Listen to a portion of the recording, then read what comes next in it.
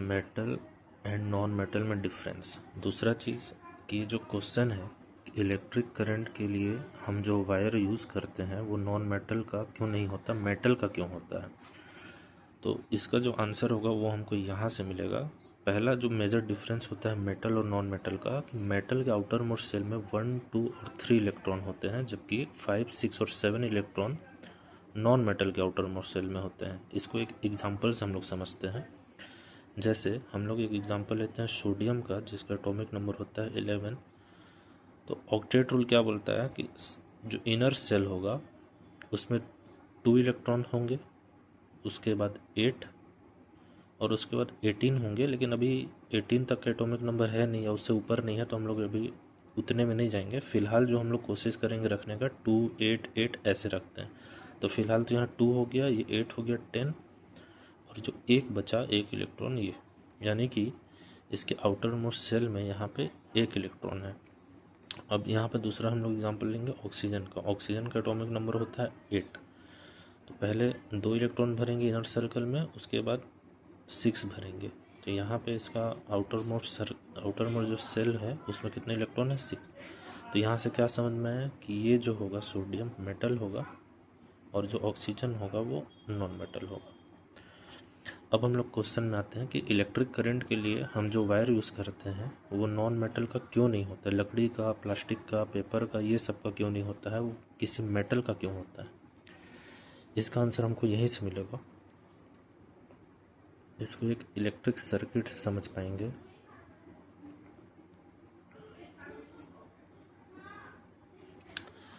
For example यहाँ पे हम लोग कॉपर का वायर लेते हैं। जनरली कॉपर का ही वायर यूज़ किया जाता है। कॉपर का जो आउटर मोस्ट सेल होता है उसमें एक इलेक्ट्रॉन होता है। अगर हम लोग यहाँ पे कॉपर का इलेक्ट्रॉन यूज़ कर रहे हैं तो इसके आउटर मोस्ट सेल में एक इलेक्ट्रॉन होंगे, तो उससे क्या होगा वो समझते हैं। जैसे अगर मैं कॉपर का यहाँ पे एक इलेक्ट्रॉन लिखूँ तो ऑक्टेट रूल क्या बोलता है कि यहाँ पे जो इसके आउटर मोस्ट सेल है उसमें 8 इलेक्ट्रॉन होने चाहिए। तो यहाँ पे 8 इलेक्ट्रॉन के लिए या तो ये 7 इलेक्ट्रॉन ले या फिर एक इलेक्ट्रॉन को छोड़ दे। तो इससे पहले वाले में 8 होगा या 18 होगा, तो ये ऑक्टेट रूल कंप्लीट हो जाएगा। तो इसके लिए इजी क्या है, 7 इलेक्ट्रॉन को लेना इजी है या एक इलेक्ट्रॉन को छोड़ देना। तो आंसर है इसका एक इलेक्ट्रॉन को छोड़ देना, यानी कॉपर होगा जो एक इलेक्ट्रॉन को छोड़ देगा। जैसे यहाँ पे सोडियम है, एक इलेक्ट्रॉन को छोड़ा।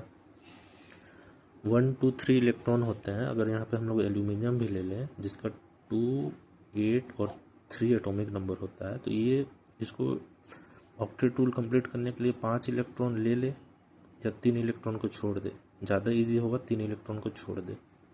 अगर कोई दूसरा एग्जांपल ले मैग्नीशियम का, 2, 8 और 2, तो 2 इलेक्ट्रॉन को छोड़ना ज़्यादा आसान है रेदर देन 6 इलेक्ट्रॉन को लेना। छोड़ने से क्या होगा इसको हम लोग इलेक्ट्रिक सर्किट से समझेंगे। यहाँ पे कॉपर वायर है, आउटर मोस्ट सेल में 1 इलेक्ट्रॉन है। जब हम लोग यहाँ पे वोल्ट अप्लाई करेंगे तो ऑक्टेट रूल कंप्लीट करने के लिए ये तो एक इलेक्ट्रॉन छोड़ेगा, तो ये एक इलेक्ट्रॉन छोड़ रहा है। तो इलेक्ट्रॉन तो निगेटिव चार्ज होता है, ये पॉजिटिव चार्ज है, ये नेगेटिव चार्ज है। जब ये एक इलेक्ट्रॉन छोड़ेगा तो ये जो इलेक्ट्रॉन है पॉजिटिव की तरफ आएगा ऐसे मूव करते हुए। कॉपर का वायर जितना मोटा होगा, जैसा होगा, उसके नेचर के हिसाब से उतने सारे इलेक्ट्रॉन आएंगे, बहुत सारे इलेक्ट्रॉन आएंगे पॉजिटिव की तरफ। और जब बहुत सारे इलेक्ट्रॉन पॉजिटिव की तरफ मूव करेंगे तो उसके अपोजिट एक फोर्स लगेगा। जैसे कोई गाड़ी चलती है रोड में तो टायर के अपोजिट एक फोर्स लगता है जिसको हम लोग फ्रिक्शन फोर्स बोलते हैं। ठीक वैसे ही इलेक्ट्रॉन जब बहुत सारे मूव करेंगे तो उसके अपोजिट भी एक फोर्स लगेगा, उस फोर्स को हम लोग बोलेंगे चार्ज।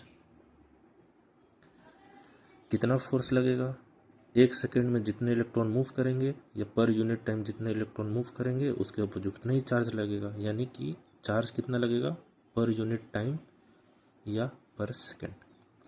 ये जो चार्ज पर यूनिट टाइम पर सेकेंड इलेक्ट्रॉन के अगेंस्ट में जो चार्ज लग रहा है, जो कि पॉजिटिव से निगेटिव लग रहा है, उसी को हम लोग बोलते हैं इलेक्ट्रिक करंट।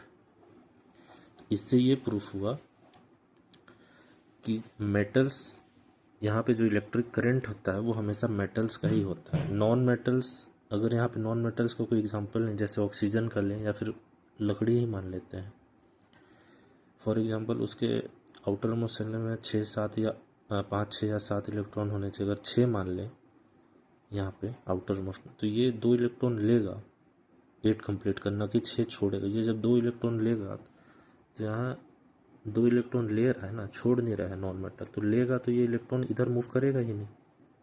इसलिए इलेक्ट्रिक सर्किट में मेटल्स का यूज़ किया जाता है, नॉन मेटल्स का नहीं।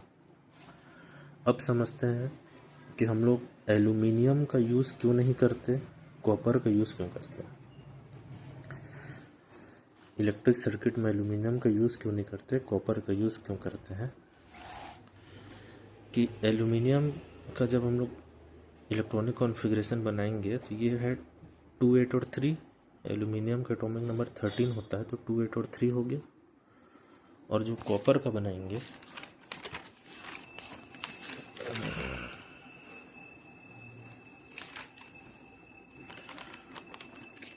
तो ये होता है 2, 8, 18, 1। तो यहाँ पे देखिए ये 3 इलेक्ट्रॉन जो हैं, यहाँ के जितने इलेक्ट्रॉन होते हैं उतने ही प्रोटॉन होते हैं। तो 3 इलेक्ट्रॉन 3 प्रोटॉन से बॉन्डिंग बनाएंगे। इसको ऐसे समझिए कि ये 3 लोग हैं, एक दूसरे को पकड़े हुए हैं। इधर से प्रोटॉन पकड़ा है, इधर से इलेक्ट्रॉन पकड़ा है। 3 लोग एक दूसरे को पकड़े हैं, तो ये ज़्यादा मजबूती से पकड़ पाएंगे या स्ट्रॉन्गर बॉन्ड बनेगा।